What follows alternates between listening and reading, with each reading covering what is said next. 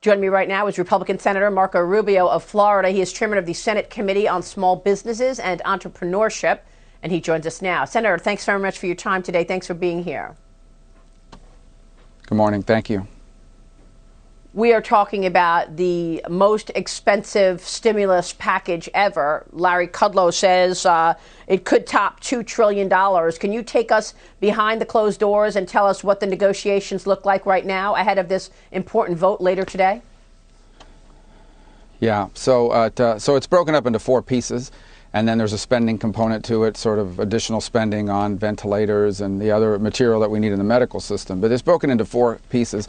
The one, I have a little bit of insight into the other three, although I don't want to misstate anything because they've been negotiating in those silos. The silos and the ones that I have been negotiating, and the one that I've been involved in the negotiation, leading the negotiation on, is the sector involving small businesses. Primarily, you know, what we're talking about here are businesses with 500 employees or less.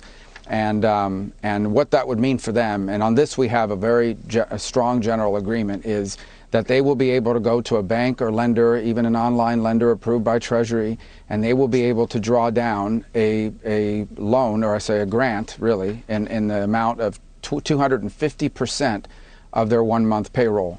And they will be able, as long as they use that money to meet payroll, to meet other benefits for their employees, or to pay rent or leases on the property that their small business operates out of, that will be 100% forgivable. They will not have to pay that back. And the key here is they're not going to the government for the money. They're going through private lenders, banks. There's over 800 banks that already participate in a similar program under the Small Business Administration. So these are not government interactions. You're interacting with the private sector, so we can move this. This is money that needs to get into these hands very quickly before these doors continue to close and people keep getting laid off every day.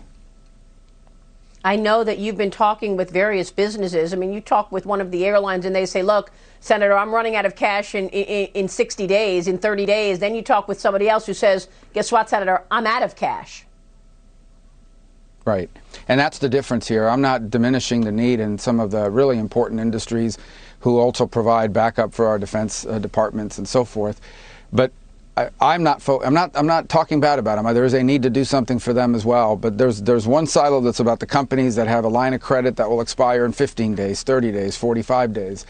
I'm talking about the people that don't have that line of credit, the people who are already closing or have closed. And I'm talking about the dry cleaner, the bakery, the guy who owns a couple gas stations, the person who owns a hotel or two that are in many cases seasonal, and this is the season. That's who I'm talking about, the people who, and their workers. This is really about the people that work for them who are being laid off. And we've got to get money into the hands of these employers so they can keep these people on payroll as long as possible. Well, let me take you to really the timeline that we have in terms of when this first started. And one of the issues that we keep talking about is the fact that had we known what was happening sooner, maybe we could have had a better handle on things. This timeline of China coronavirus campaign, where we continue to see a disinformation campaign. They knew about this back in December, but still sent this big delegation to the White House to shake everybody's hand to do the phase 1 China deal. Then they sent the largest delegation ever to Davos. What's your take on what we're hearing coming out of China right now in their disinformation campaign, and how do we deal with that? Well, my first take is that the entire planet, every government on earth and every country is badly prepared for the sort of pandemic that we're seeing right now. And frankly, this could have been, it's very bad as it is. It could have been far deadlier and far worse. If this was anything like the Spanish flu in terms of mortality, we'd be in a tremendous amount of trouble. The Chinese made that far worse because the way you respond to something like that in a global event of that magnitude is you immediately declare it to the world, you bring in all of the experts and you start working and you try to contain it to the place where it starts. You try to keep it from leaving there and getting to other places. And instead, what Chinese authorities were interested in was their image. They didn't want to look bad.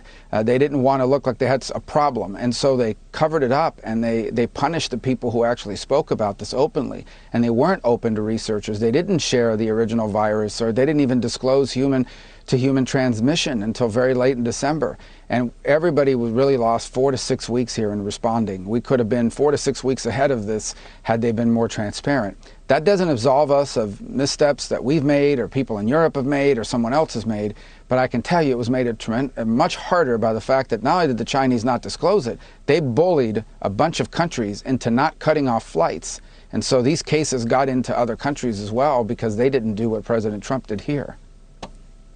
Well, we also remember an article from Chinese state media that reminded the world that, hey, all of the prescription drug active ingredients are produced in China. So if the Chinese Communist government decides to hold back and not export any of those active ingredients, well, then that's what happens. Beijing can do that. They will stop sending prescription drugs that are so badly needed in the United States. How do we trust a partner on the global stage when we hear things like that? We know that the communist government runs the state media in China.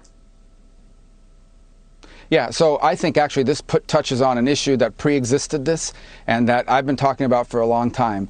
And that is that from time to time, the free market, which we all support, reaches conclusions that are very efficient but aren't in our national interest. And when the free market determines that our industrial capacity on all sorts of sectors is more efficient located somewhere else, that may make all the sense in the world economically. It does not make sense from a national security and ultimately from a long-term economic perspective either. So it is not in our national interest, for example, that we can't make those active ingredients. It's not in our national interest that we can't mine for rare earth minerals in this country, not because we don't have them, but because we've been undercut by Chinese price supports for that industry. The list goes on, and we're confronting some of those now. Exactly. You have to have an industrial capacity, and we're learning it the hard way. And Right. I hope that one of the things that emerges from this is that we will never again think that we can rely on everybody else to provide us our industrial needs. Yeah, bingo. Senator, thanks very much for all that you're doing, particularly how you're protecting or trying to protect small business. We'll see you soon, sir. Thank you.